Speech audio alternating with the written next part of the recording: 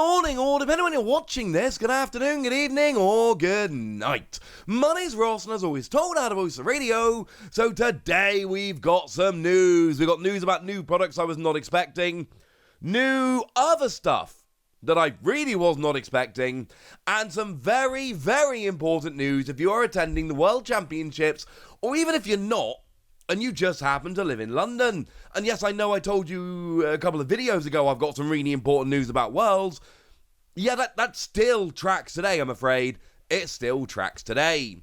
So starting off, the lovely Matthew Rive Immunity over on Twitter has gone and found some products about which we've currently, or previously at least, heard absolutely nothing. Some new products we hadn't spotted before. And what we've got are some one-pack blisters featuring Melmetal and Steelix. Here's the thing. Yeah. They're not particularly exciting. Of course, we're talking about Astral Radiance here, right? So we've got the regular one-pack blisters with the brand new promos. They are the ones that feature the alternate art of Toxel. And I've been pretty clear about the fact that I'm not a huge fan of that one. The Korokoro Oricorio, which was a promo on Korokoro magazine over in Japan. I'm a huge fan of that one. That is it's not a good card, but it's a brand new card we've never seen before. And then you've got the other pair, which are the one-pack blisters featuring Feraligatr and Swampert. You get these for every set. And I've told you this before, I tell you this every time. Essentially, the way these one-pack blisters work is that you've got the ones with the brand new promos, which are awesome, and then these other ones are products that, frankly, I don't recommend. And the reason's really simple. You get one pack, and you get yourself an evolution line. But what you've got here is just a straight reprint of Swampert, and a straight reprint of Feraligatr, and that's it. No alternate holo, no alternate art, no promo number, nothing along those lines. Which means that as soon as you open these blisters, you've just got 3 kind of bulk cards and 1 pack. And that's it. That's it, ladies and gentlemen. It's not good. And I hate to break it to you, but it looks like these new ones are exactly the same. So we've got the Steelix that came around in Fusion Strike. Now, for what it's worth, I don't hate the Steelix and Fusion Strike. I actually kind of like it. For 2 energy, 20 damage for each damage counter on this Pokemon. Now, at that stage, it's a little bit awkward because you've got to try and get lots of damage on you without being knocked out. And I understand that can be a little bit awkward. I get all of that. But you know what? It's kind of a cool card.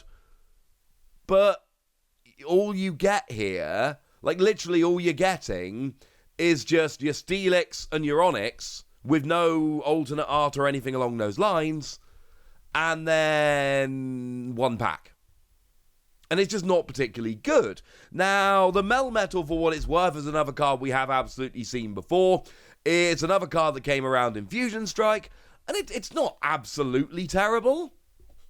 3 energy, 80 damage, and next turn, you prevent all damage done to this Pokemon by attacks and Pokemon that have an ability. There's certainly, there's some fun that can be had there, but these aren't really good, impressive cards. These aren't cards that I'm looking at and going, oh my goodness, they're amazing. They're fine, they're interesting little cards that could make fun little rogue decks. They're also not expensive cards. They're not the cards you're looking to, pull and be super happy. They're cards you can pick up for next to nothing on the secondary market. So once again, we've got a pack and 2 cards, which you could easily pick up a single super cheaply. So I'm afraid I've got to give you my advice like I do with the other one-pack blisters. I don't think these are worth picking up.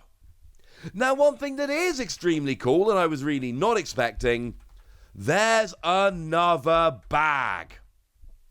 Yeah, there's another one. Now, I showed you the other day this bag, which is apparently a Pokemon card game bag, which is a little bit weird and kind of awesome. Well, it turns out there's another one. Now, according to the lovely Primal Lugia, this is only available over at 7net, and it seems like a similar kind of thing. What you've got here is a bag, and it's got Pokemon branding on, or really just Pikachu. And it's got those same zips, call it what you will, with Pikachu's tail on. which is rather lovely. And this one seems like you can fit 3 decks, and it's got a little zip pouch to fit all your dice and coins and things along that nature in. I'll be honest with you, there's an argument that this is more convenient for TCG players than the other one, but I've already pre-ordered the other one. As I've told you, I'm not pre-ordering this one as well.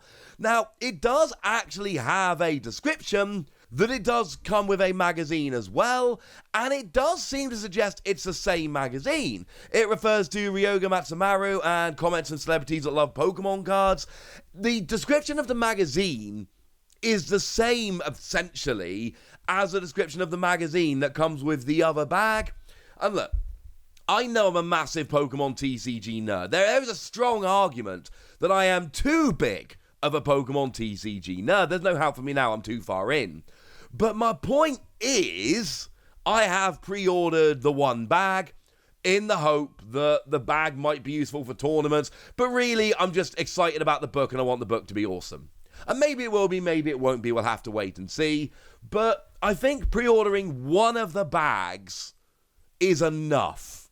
If I'm honest with you, I think pre-ordering one is enough. For what it's worth, the one that is available on Amazon, the shoulder bag, is still available. And, I mean, I don't know what the price is looking like now. It's not gone up a huge amount. When I ordered it, it was like £25, including postage, shipped to the UK as a pre-order. Although I don't love pre-ordering stuff on Amazon Japan, purely because if you pre-order on Amazon Japan, it's kind of awkward to add. You don't really add stuff to the order, so I'm paying the shipping just for the one product, which always makes me sad, because ordering from Japan, the way to do it is to, order a bunch of stuff at once and really save on the shipping. And Amazon Japan, in my experience, has been really good for that.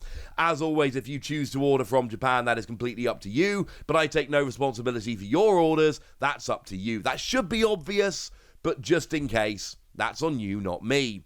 My point is, this is out there, and it comes with some kind of book. We don't know what it is. Hopefully we'll learn about it in the not too distant future.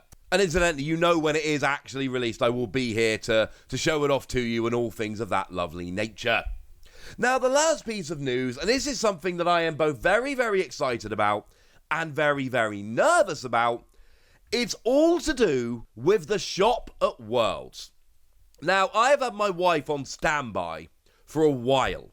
And the reason I've had my wife on standby is today was supposed to be a very important day.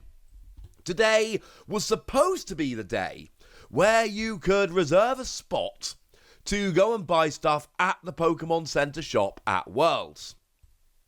Now, as it stands at the moment, that is no longer the case.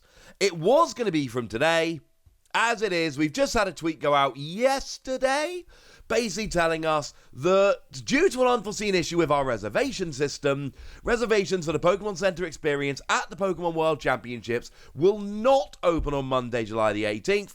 We'll provide updated timing for the Pokemon Center reservations soon. Now, I will be telling you all about this when I'm able to, but certainly following at Pokemon might be a decent idea, or even at Play Pokemon, because they do tend to retweet it.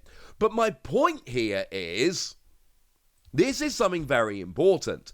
Now, I was under the impression, and I was wrong about this, let's be clear, I'm wrong sometimes, I was 100% wrong about this. I was under the impression that this was for Worlds competitors and attendees only. It's not. This is something which is available to everybody. The Pokemon Center experience at Worlds will be open to the public. And you must book a reservation. But here's the thing. When you're booking a reservation to go to the Pokemon Center, and that is where you buy all the Pokemon Center merch, your playmats, your plushies, everything, and it is the only place to buy Pokemon World merch, although you will get if you're a competitor, if you qualify, you will get a bag of goodies as well with a bunch of cool stuff in. But if you want to get other goodies, this is the only place to do so. But when you're trying to get a reservation, you are competing against everybody. You are not just competing against other people who are playing in the tournament. You are competing against everybody.